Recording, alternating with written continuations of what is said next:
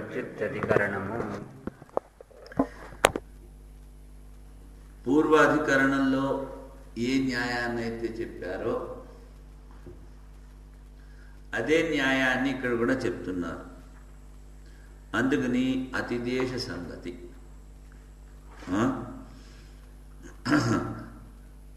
యోగంలో ఇలా చెప్పారు కనుక వేదాల్లో సమన్వయం లేదు.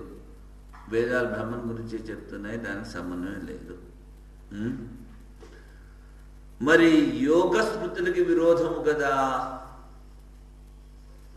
నీ వేదాంతము. ఎక్కడ వరకు అంటే అష్టాంగ యోగం వరకు వేదాంతులు కూడా స్వీకరిస్తారు. యోగుల్లో శేశ్వరవాది అనీశ్వరవాది అని ఇద్దరున్నారు.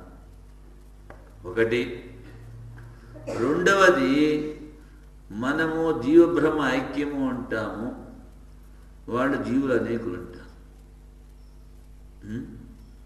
అందుకని ఎక్కడైతే వేదమతముతో విరోధం ఉందో అక్కడ వారిని మనము స్వీకరించము. ఈ యోగం తత్వజ్ఞానానికి ఉపయోగము కదా. మరి దానికి విరోధం చెప్తే నీ వేదాన్ని సంకోచించాల్సి వస్తుంది, యోగాన్ని కూడా స్వీకరించాల్సి వస్తుంది కదా. అంటే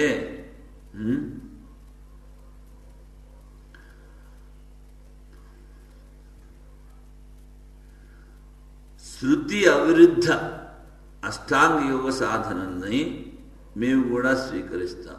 ఎందుకంటే అది శృతికి విరోధం కాదు.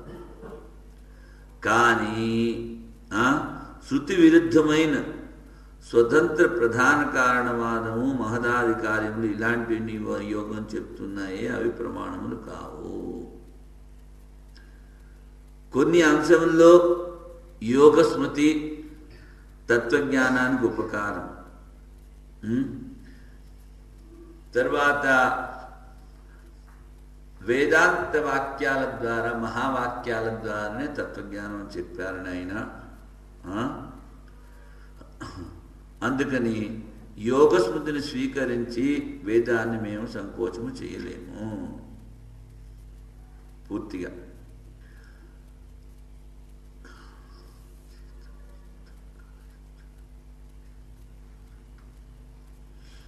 అచ్చా, యోగివాడు వేసేటువంటి ప్రశ్న ఏమిటి?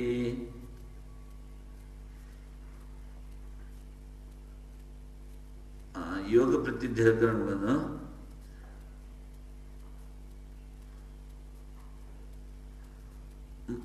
వాడు మా యోగాన్ని స్వీకరించి ఈ యోగం కూడా వేదాల్లో చెప్పారు అని వేదాన్ని సంకోచం చేయమంటాడు. ఏ విధంగా అయితే వాడు బ్రహ్మ సమన్వయం మీరు చెప్తున్నారే అలా కాకుండా సాంఖ్యం ఇక్కడ యోగాన్ని కూడా తీసుకుంటే బ్రహ్మ సమన్వయం మొదలు పెట్టేస్తారు, మీలోనే చేసుకోవచ్చు. అందుకని వేదాన్ని సంకోచం చేయండి అంటే సూత్రం ఏతేన యోగ ప్రత్యుక్తః, ఏతేన యోగ ప్రత్యుక్తః, ఏతేన యోగ ప్రత్యుక్తః, ఏతేన యోగ ప్రత్యుక్తః, ఏతేన యోగ ప్రత్యుక్తః, ఏతేన యోగ ప్రత్యుక్తః. సాంఖ్యస్మృతి ఏ విధంగా అయితే ఏ హేతువుల ద్వారా ఖండించామో అదే విధంగా ఈ యోగం కూడా ఏతేన సాంఖ్యస్మృతి ప్రత్యాఖ్యానేన యోగ స్మృతి ప్రత్యుక్త. ఇది కూడా స్మృతి. శృతి అవిరుద్ధ అష్టాంగ యోగో ప్రామాణ్యేపి, శృతికి అవిరోధమైనటువంటి యమ నియమ ఆసన ప్రాణాయామ ప్రత్యాహార ధారణ ధ్యాన సమాధులు ఇవి శృతికి అవిరోధం కనుక అవి ప్రమాణమైనప్పటికీ శృతికి విరోధాంశములు వాళ్ళు కూడా ప్రధాన కారణవాదులు. మహదాది కార్యములు అని చెప్తారా ఆ ప్రధానం నుంచి ఈ అంశముల్లో అప్రామాణ్యము. అది కాకుండా వేదాంతవాక్యమంతరేణ తత్వజ్ఞానస్య అసంభవాత్. అహం బ్రహ్మాస్మి, తత్వమసి, శ్వేతకేతు ఇలాంటి మహావాక్యాల ద్వారానే జ్ఞానము సంభవము. ఇప్పుడు యోగము అన్నాం. ఈ కాలంలో ఏంటి యోగా? ఇలా ఆసనాలు చెయ్యి, అలా ఆసనాలు చెయ్యి, అలా ముక్కు పట్టుకో, ఇలా ముక్కు పట్టుకో. అంతా ఇప్పుడు ఇంత పెద్ద రామదేవ్ అంటామే శరీరం గురించి చెప్తాడు కానీ ఆత్మ బ్రహ్మల ఐక్యాన్ని చెప్తున్నాడా? ఎవడు రాడు. ఇంకోటి ఏంటి, ఇప్పుడు కొంచెం మెల్లిగా పాలిటిక్స్లో దూరుతున్నాడు. అక్కడ ఏదో దేనికి ఒక అనసనం చేస్తున్నాడు అని చెప్పారు.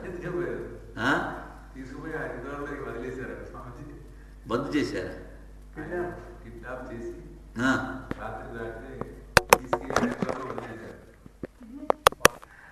మనకి కావాల్సింది ఏంటి? ఏతేన యోగ ప్రత్యుక్త.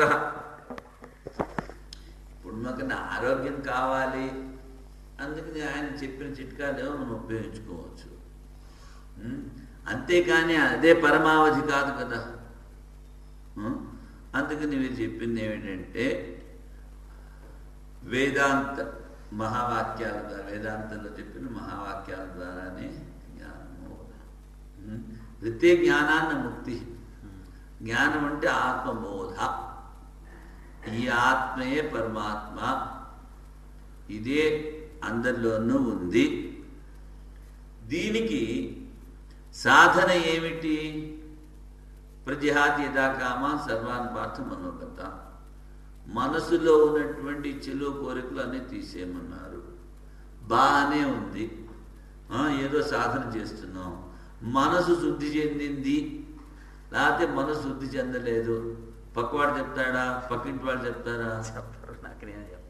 మరి ఎలా తెలుసుకోవాలి? నాకు నేనే తెలుసుకోవాలి.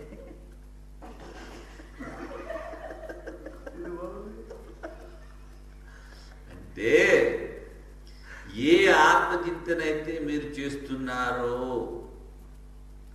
స్వప్నావస్థలో కూడా నెలల తరబడి అదే వస్తూ ఉంటే మనసు శుద్ధి చెందినట్టు. రాగం కానీ, ద్వేషం కానీ, ఇంకొకటి కానీ అంటే వాసనలన్నీ సమాప్తం అయ్యాయన్నమాట. తర్వాత ఏ దేవతని కానీ ఆత్మని కానీ మీరు నిష్ఠతో ధ్యానం చేస్తున్నారో అది అన్ని చోట్ల కనిపించాలి మీకు. బయట కూడా చూసేటప్పుడు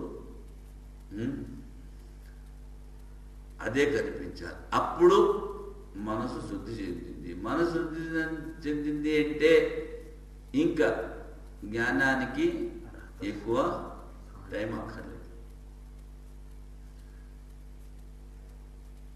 సత్వశుద్ధో ధ్రువా స్మృతి. ఆ పరమాత్మ చింతనే చేస్తూ ఉంటారు. స్మృతిలంబే విప్రమోక్ష. 24 గంటల్లో ఆ పరమాత్మ చింతన చేస్తూ ఉంటే స్మృతిలంబే విప్రమోక్ష. మోక్షం మన కరతలామలకు అవుతుంది. సరే, ఇప్పుడు విలక్షణత్వాధికరణం. విలక్షణత్వాధికరణము